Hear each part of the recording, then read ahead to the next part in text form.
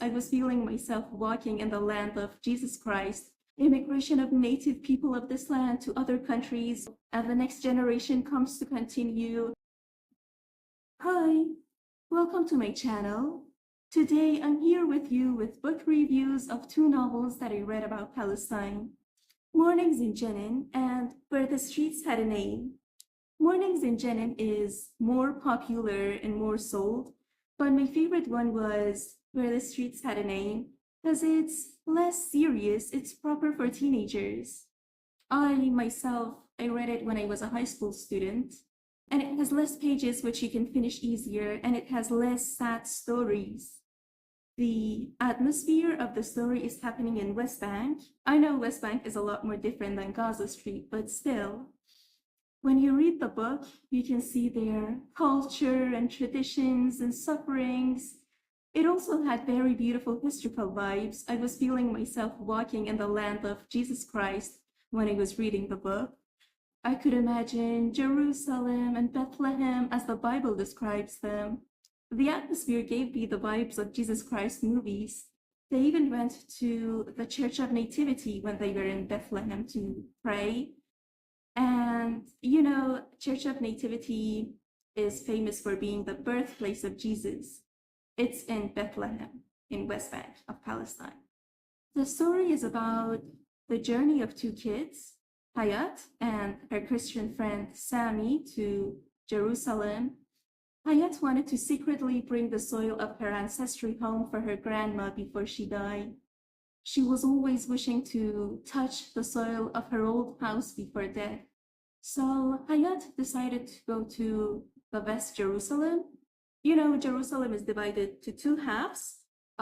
West Jerusalem, which is inhabited by Jews, and East Jerusalem, which is under the rule of Palestinian Authority, and it's inhabited by Arabs.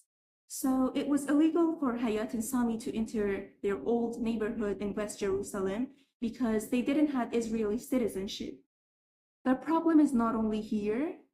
The distance between Bethlehem and Jerusalem is almost 6 miles, which means if you want to go by car, you'll arrive less than 10 minutes. And if you want to walk there, you'll arrive less than 2 hours. It's less than 2 hours by walk.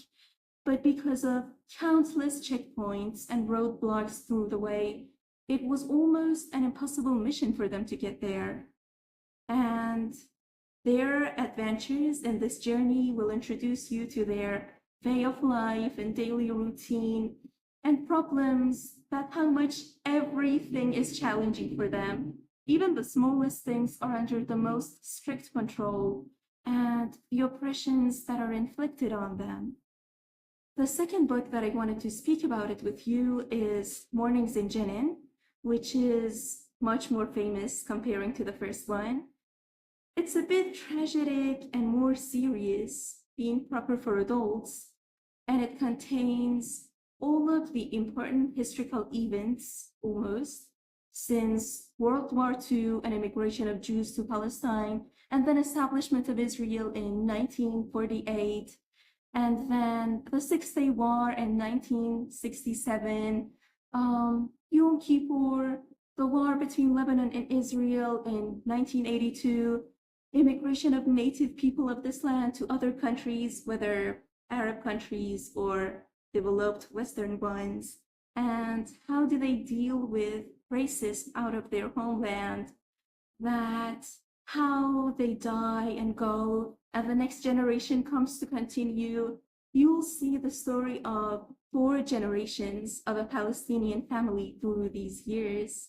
And generally, reading novels and watching movies are much more better than mere history, because history is like a map that helps you to look at everything from above, seeing countries, cities, very important territories, but you don't see inside of every single house, every single mother, how this condition affects on these families, on all of the people. That's why we read novels like Yumiza Up or Jane Austen's books, or I don't know, the Egyptian.